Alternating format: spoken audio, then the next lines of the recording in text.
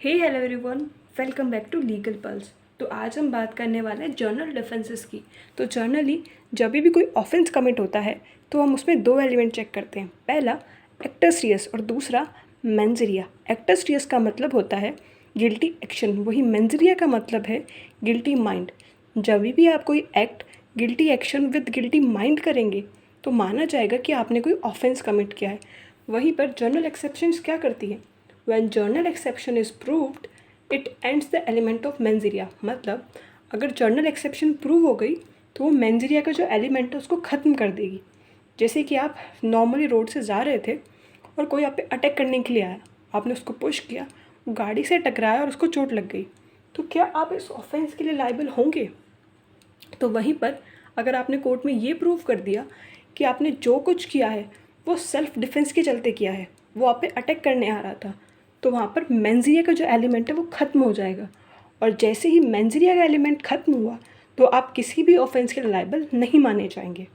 तो अब बात करते हैं हम बर्डन ऑफ प्रूफ की।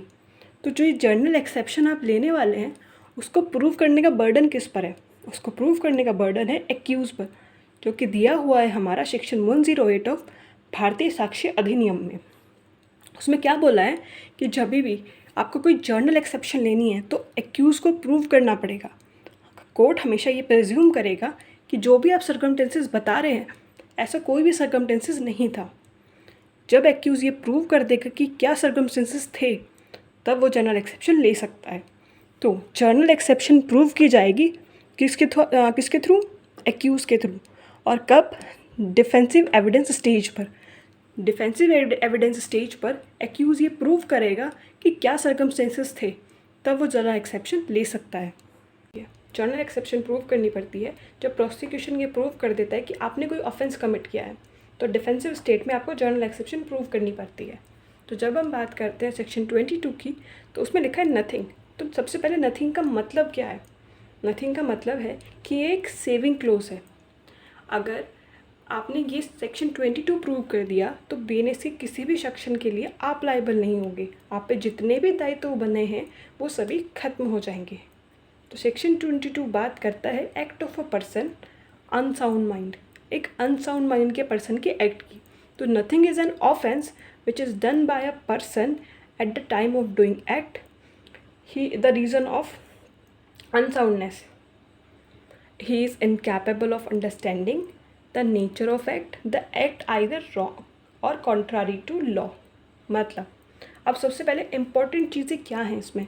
सबसे पहले इसमें इम्पॉर्टेंट है कि at the time of doing act, जिस वक्त वो कार्य कर रहा था वो क्या था? By the reason of unsoundness, unsoundness की वजह से वो इनकैपेबल था ये समझने में कि नेचर ऑफ एक्ट क्या है और क्या गलत है और क्या कॉन्ट्रारी ऑफ लॉ है। अब हम इसे एक छोटे से एग्जाम्पल से समझते हैं।